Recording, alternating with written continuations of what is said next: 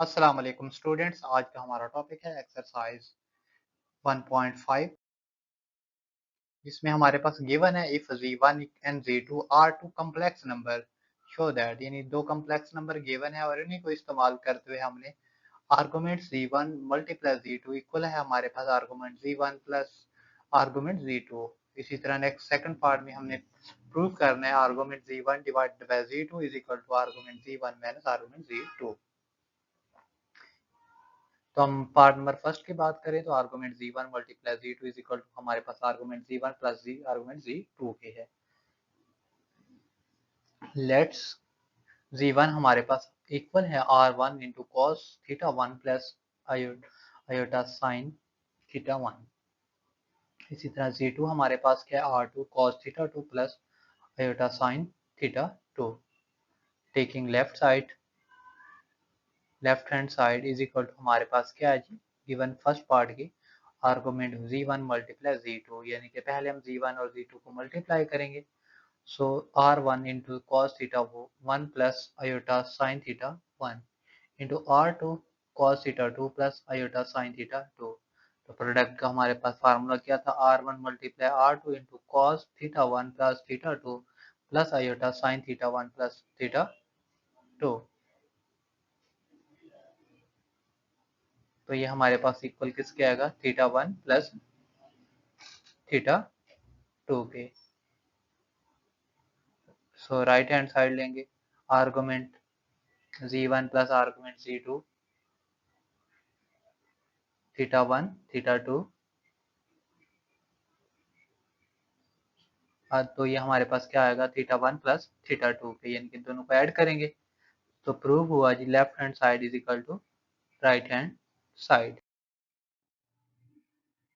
Second part की तरफ बढ़ते हैं। तो इसमें हमने क्या करना है जी, argument z1 over z2 is equal to argument z1 minus argument z2। Let's, तो यहाँ पर भी वही z1 z2 वैल्यू गिवन है, टेकिंग लेफ्ट साइड लेंगे लेफ्ट हैंड साइड यानी z1 divided by z2 arguments put करेंगे तो फार्मूला हमारे पास है जी, कैलकुलेट करते हैं r1 divided by r2 is equal to cos theta 1 minus theta 2 plus some iota sine theta 1 minus theta 2 equal किसके आएगा जी, थीटा 1 माइनस थीटा 2 के। राइट हैंड साइड लेते हैं, सो आर्गुमेंट z1 माइनस आर्गुमेंट, तो z1 किसके equal है जी, theta 1 के, और z2 किसके इक्वल है, थीटा 2 के। So let's prove that left hand side is equal to right hand side. So बढ़ते हैं next question number 7, divide z1 6 into cos 150 degree plus iota sine 150 degree by z2 यानी कि 3 into cos 30 degree plus iota sine 30 degree and express in x plus iota y form के अंदर हमने answer find करना है। Solution की तरफ बढ़ते हैं।